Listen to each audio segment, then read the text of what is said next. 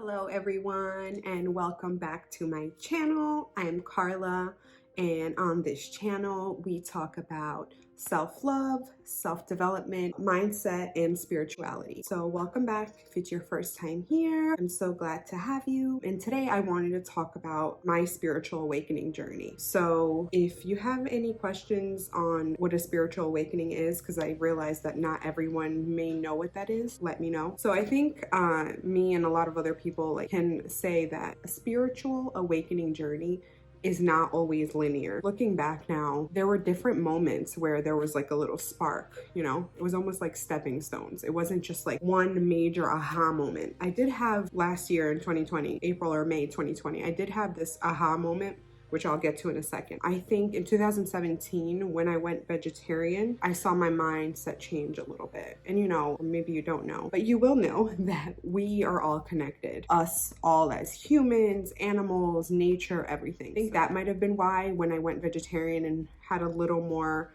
compassion towards living things, just my mindset changed. And there's other reasons why it probably happened. I think it kind of started there. Then when I went vegan, it obviously expanded even more. In 2018, I went to Hawaii, and maybe you guys have heard that there's certain places around the world that are like vortexes.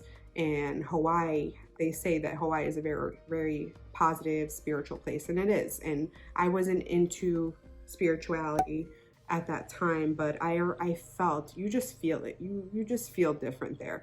And I've been to other beautiful places that I've loved, but in Hawaii, it just felt different. And I also happened to do mushrooms for the first time, psychedelic mushrooms, while I was in Hawaii. And if you don't know about psychedelics yet or about mushrooms, I say this a lot, and I truly mean it, that I think that if everyone in the world took psychedelics even just once, the whole world would be a better place, because they just open your mind. So psychedelics, see the shirt? I swear this wasn't on purpose. But anyway, psychedelics just open your mind to different perspectives. They make you realize life's all about everyone. We're all connected. It's all about loving each other. And I know it sounds kind of strange, but at the same time it doesn't. It's just so simple. And I feel like a lot of spirituality, it's simple, it's natural things that are not out of this world. I mean, there are some things that are like, but majority of the things, it's almost like things that are natural to us that we forgot. So I did psychedelics in Hawaii a couple years ago, and I definitely think that opened my mind, but I was still, you know, unconscious. I would still say after the experience, I was still unconscious, living on autopilot and everything like that. In 2019, the end of 2019, I went to Amsterdam on my own, by myself. It was amazing. I did magic truffles there. So it's kind of like shrooms, a little different. I did the magic truffles, and I went to this Crumbin concert. They're my favorite band ever. If you haven't heard about them, I will spell out their name. They're amazing. Anyway, I went to this concert, and again, it was just like, oh my God, everyone's amazing. Everything is beautiful. I love everyone. And it just makes you feel very interconnected with everything and everyone. So then 2020 happens. I look into psychedelics more after that experience, and I start microdosing. So microdosing is very small doses of, in my case, mushrooms. And people do microdosing kind of to open up their minds, open up their creativity, make them be more present. So I started microdosing, and my journey kind of just hit a little turbo button, I guess you could say. And I think 2020 might have been like that for a lot of people. I think, you know, even with all the bad stuff that has been happening this past year, it really was a chance for everyone to kind of slow down and just put things in perspective, I think, for a lot of people. In April or May, I think I did some more full mushroom trips, opened my mind more. I started going to the park, or going out into nature, going to Verona Park, which is my favorite ever. And I just felt so happy, so like alive, so like in love with everything. One of the books I started reading is called The Power of Now by Eckhart Tolle. I always say Eckhart Tolle, but before this video, I was like, I don't want to pronounce his name wrong. So sometimes I say Eckhart Tolle, Eckhart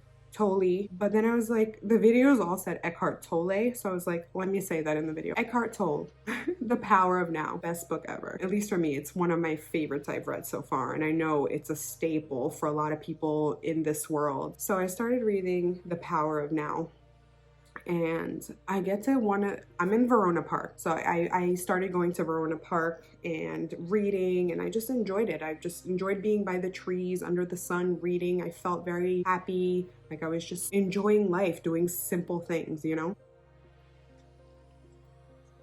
Pretty soon in the book, one of the first chapters, the title is "You Are Not Your Mind." I'm like, okay, cool. You're not your mind. So I don't know exactly what sentence threw me or took me through a loop. Threw me through a loop. I don't know exactly what sentence got me, but I remember making the connection, making that phrase making a connection in my brain. You are not your mind. You are not your thoughts. And all of a sudden I was like, holy shit.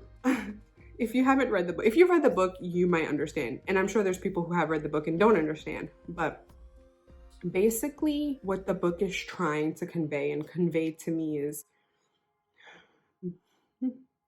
all of us, most of us are on autopilot. Our thoughts are just running rampant. They're unobserved. They're just doing their own thing. And we associate ourselves, our identity, with our thoughts. We think our whole perception of self is our thoughts, is our mind. And the book makes you realize that that is only one part of you. And you are actually the person that observes those thoughts. So when I realized that, when that hit me, I was like, I literally stopped. I was looking at a tree and I started observing my thoughts, and I was like, oh shit. I was like, I'm doing it. And if I'm observing my thoughts, then those thoughts aren't me. I'm right here. You know, I'm right here observing the thoughts. So much so that I was like, in my mind, I was like, hey Carla, nice to meet you. So I literally introduced myself because I realized that probably all my life, my thoughts were just in there doing their thing. And I'm just going through life like most people. So even though my spiritual awakening or spiritual journey wasn't linear, I think that was a huge moment for me. And from then on out, I realized like even more so how important our mindset is and how much it controls us, and how important it is to observe our thoughts, to have that knowing that you're not your thoughts. You can observe them. Therefore you can, I don't even want to say change them, but observe them so they don't take control over you. Because most people are living in that state of possession where their thoughts are running rampant and that's it. That's their whole life. They have no idea even of this thing, you know? So there's so much I could say about this, and we will definitely talk about, you know, the mind and the ego. Oh, the ego. Anyway, I don't want to go on too much of a rant. Kind of just wanted to give you a little insight on how my journey kind of blossomed. And yeah, my mind was blown. It still is blown to this day. But it has helped me so much. That knowing has helped me so much, and I want to share how it's helped me in hopes that it can help other people. It just gives you this whole sense of peace and presence. That's another thing. His books, his teachings, Eckhart Tolle, is all about being present and how much we are not present, unfortunately. Because we're so possessed by our minds, our thoughts. We have something terrible that happened 5 minutes ago, 5 years ago, 50 years ago, and we're always planning for something that didn't even happen yet, which is in the future. We're always worrying about it or anxious about, oh, I have to do this in 5 minutes, in 10 minutes, oh, in 2 weeks, instead of just being like, okay, what do you have to do right now? And what is worrying ever going to do? What has worrying ever done or helped you with? Not much. So yes, it's been kind of mind-blowing, very mind-blowing, but very just, it's kind of hard to explain, and that's okay. I think it makes sense that it's hard to explain, but it's kind of like, that's all I can say.